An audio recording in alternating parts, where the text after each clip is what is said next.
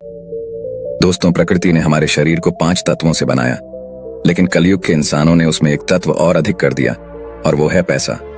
पैसों से सब चीजें नहीं खरीदी जा सकती, लेकिन पैसों से बहुत कुछ खरीदा जा सकता है।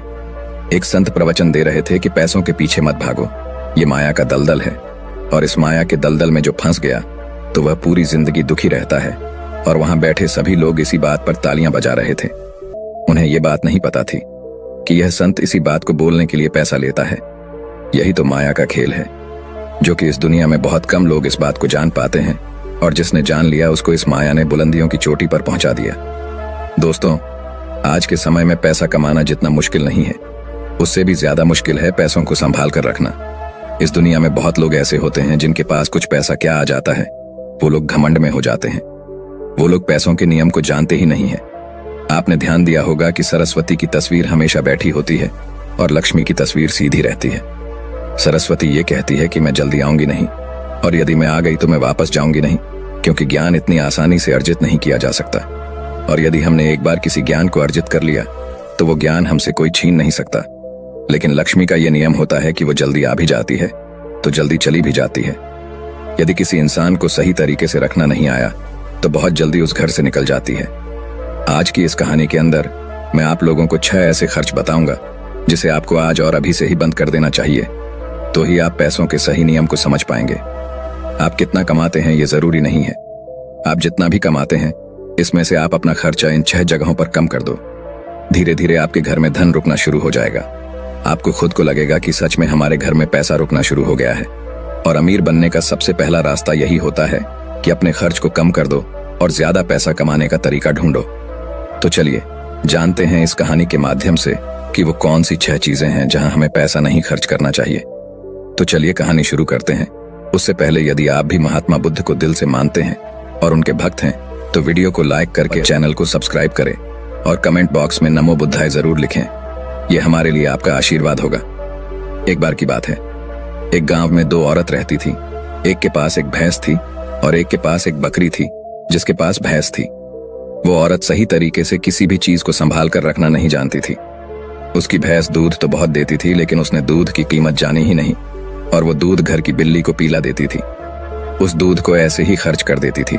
दूध को सही तरीके से उपयोग में कैसे लिया जाता है वो औरत जानती ही नहीं थी। और जिसके पास बकरी थी वह दूध की कीमत जानती थी, और वह दूध के एक एक बूंद को बचा कर रखती थी और उससे दही जमाकर घी निकाल लेती है, और धीरे धीरे वो बहुत सारा घी इकट्ठा कर लेती है।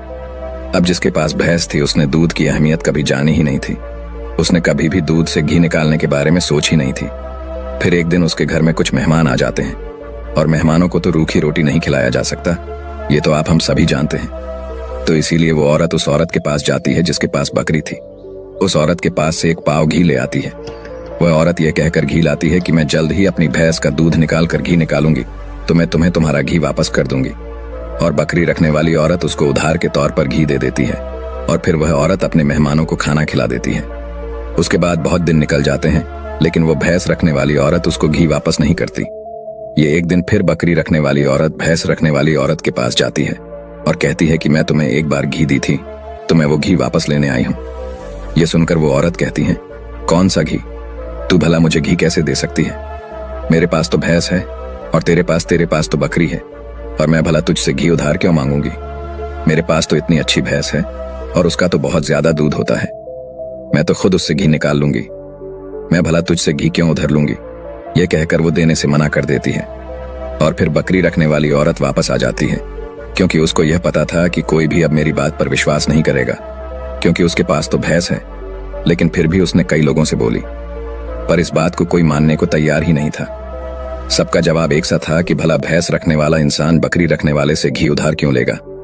ये बात कोई भी मानने को तैयार नहीं था। उसी गांव के बाहर एक गुरु रहते थे, और फिर वो बकरी रखने वाली औरत उस गुरु के पास जाती है और उन्हें अपनी सारी समस्याएं बताती हैं। उसके बाद उस गुरु ने भैंस रखने वाली औरत को बुलवाते हैं, और फिर वो औरत भी उस गुरु के पास पहुंच जाती है, और वह भी अपनी बात बताते हुए कहती हैं कि गुरुदेव ये झूठ बोल रही है, मेरे पास तो भैंस है और भला मैं इससे घी क्यों लूंगी? अब उस गुरु को इसका फैसला करना था कि क्या सच में भैंस रखने वाली औरत बकरी रखने वाली औरत से घी उधार ली है या नहीं, क्योंकि बकरी का दूध तो बहुत कम होता है और भैंस का तो बहुत ज्यादा होता है। तो क्या जरूरत हो गई कि एक भैंस वाली को बकरी वाली से घी उधार लेना हुआ।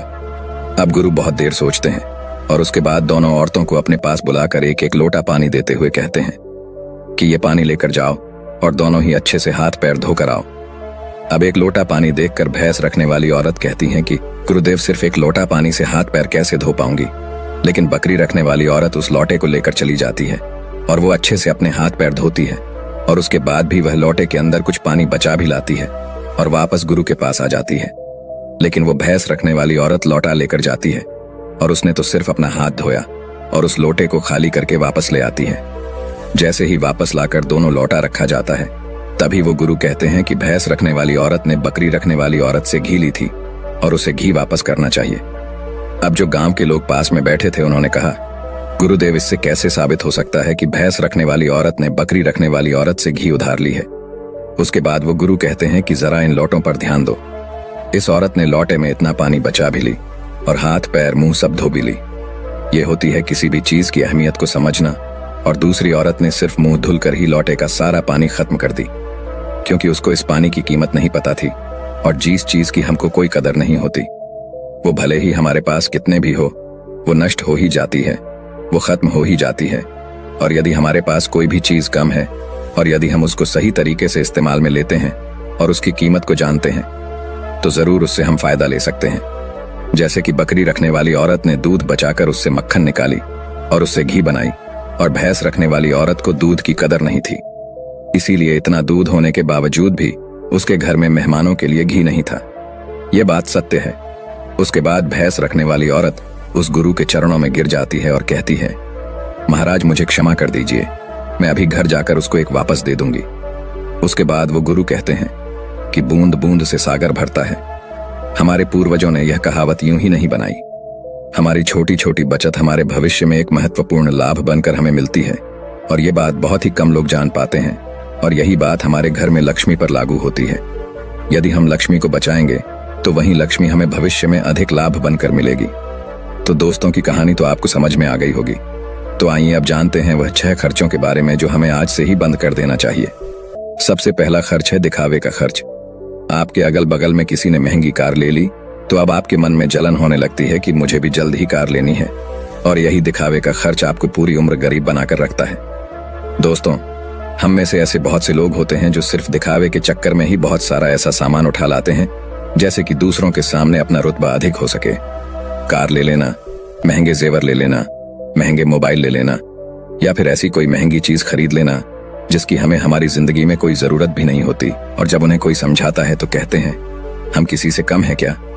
वो लोग ये नहीं समझते हैं कि इससे हमारा सिर्फ नुकसान होता है, ना कि कुछ फायदा। यदि आपको सच में अमीरी के रास्ते पर चलना है तो ये सारे खर्चे सबसे पहले आपको बंद करना होगा और वही पैसा कहीं इन्वेस्ट करना सीखना होगा। मैं ये नहीं कहता कि आप अपने शौक पूरे ना करें। मेरे कहने का मतलब ये है, जिस चीज की आपको जरूरत है बस आप वही लो। किसी को देखकर कोई सामान बिल्कुल ना ले। दूसरी बात है कंपनियों की स्कीम से दूर रहना। अपने सामान की बिक्री अधिक करने के लिए अलग अलग ब्रांड की जो कंपनियां होती हैं वह लुभाने की एक स्कीम लाती है, लेकिन यह उनकी मार्केटिंग करने की रणनीति होती है जो हम लोग समझ नहीं पाते। और बहुत सारे लोग अलग अलग स्कीम के चक्कर में आकर वो चीज भी खरीद लेते हैं जिसकी उन्हें जरूरत भी नहीं होती। यदि हम मार्केट में जाते हैं और हमें पता चलता है कि 50% डिस्काउंट के अंदर वॉच मिल रही है, बल्कि हमारे घर में तो 2-4 वॉच रखी हुई है, लेकिन फिर भी हम उस वॉच को खरीद लेते हैं। हम लोग यह नहीं समझते कि यह सब मार्केटिंग करने की रणनीति होती है।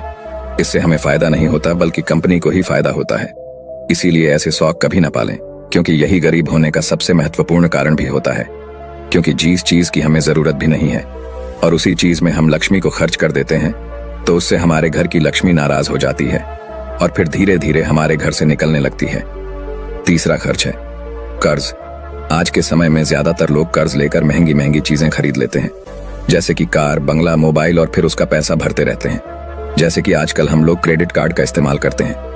क्रेडिट कार्ड हमें पैसे खर्च करने के लिए कहता है। जो पैसा हमारे पास है या फिर जो पैसा हमारे पास आने वाले हैं और उस पैसे को हम खर्च कर देते हैं, तो जरा सोचिए कि हम अमीर कैसे बन पाएंगे।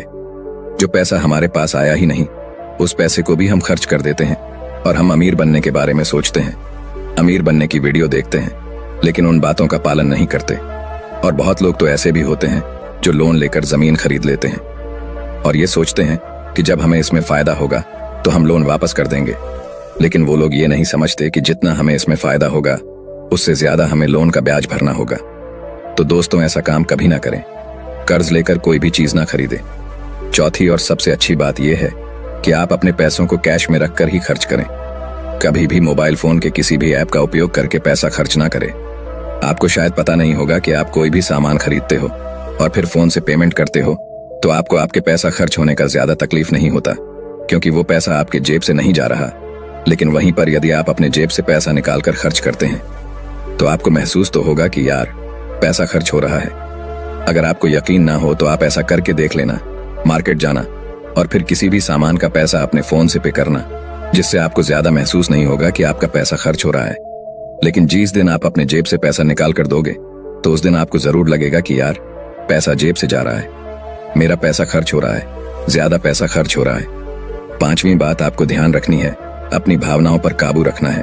अगर आपको कोई चीज पसंद आ रही है और आप उसे खरीदना चाहते हैं तो सबसे पहले यह देख लें कि वाकई क्या इस चीज की आपको जरूरत है, क्योंकि बहुत से लोग कोई चीज पसंद आने पर उसे तुरंत खरीद लेते हैं।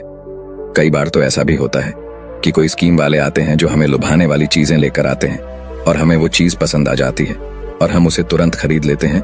तो हमें ऐसी चीजों को लेने से बचना चाहिए। हमें ऐसी चीज नहीं लेनी चाहिए, बल्कि हमें सिर्फ ऐसी ही चीज लेनी चाहिए जिसकी हमें जरूरत हो।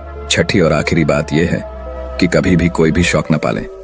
आपको शायद इस बात का पता होगा कि हमारी दुनिया में महंगाई का सबसे महत्वपूर्ण कारण शौक है। आज के समय में नॉर्मल 10,000 का फोन आ रहा है और वहीं पर 2 लाख का भी फोन आ रहा है। दोनों में फर्क इतना है, किसी को 10,000 का फोन रखने का शौक है तो किसी को 2 लाख का रखने का शौक है।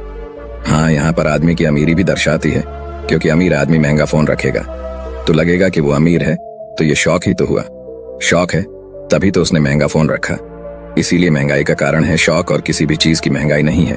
और इसीलिए लोग समय समय पर शौक वाली चीजें बनाते रहते हैं। अच्छी अच्छी चीज बनाकर हमें लुभाने के लिए लेकर आते रहते हैं ताकि हमें वो चीज पसंद आ जाए और हम उसे तुरंत खरीद लें, क्योंकि उन्हें पता है कि ना लोगों का शौक खत्म होगा और ना ही उनका मार्केटिंग बंद होगा। तो इसीलिए अपने शौक पर काबू करें। जितना हो सके कम शौक करें, क्योंकि शौक करने से हमारी जिंदगी नहीं चलेगी, बल्कि मेहनत करने से और पैसे को अपने पास सेव करने से जिंदगी चलेगी। क्योंकि आज के समय में पैसा ही सब कुछ है। भले ही आज के समय में हमसे कितने भी लोग ये बात कहते हैं कि पैसा ही सब कुछ नहीं होता, लेकिन यदि उनकी जिंदगी में सही तरीके से ध्यान रखकर देखा जाए तो उनके लिए पैसा ही सब कुछ होता है। वो पैसों के लिए ही इधर उधर भाग रहे हैं और हमें कहते हैं पैसों के पीछे मत भागो।